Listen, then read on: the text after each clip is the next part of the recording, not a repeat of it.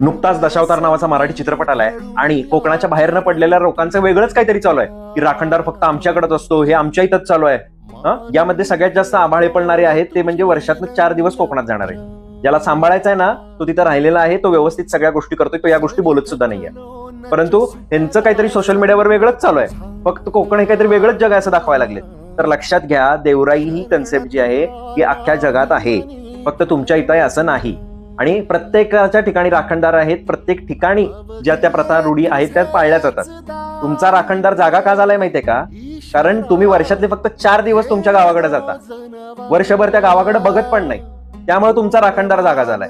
ही गोष्ट लक्षात घ्या. त्यामुळे पहिल्यांदा स्वतः आपण काय करतोय ते बघा.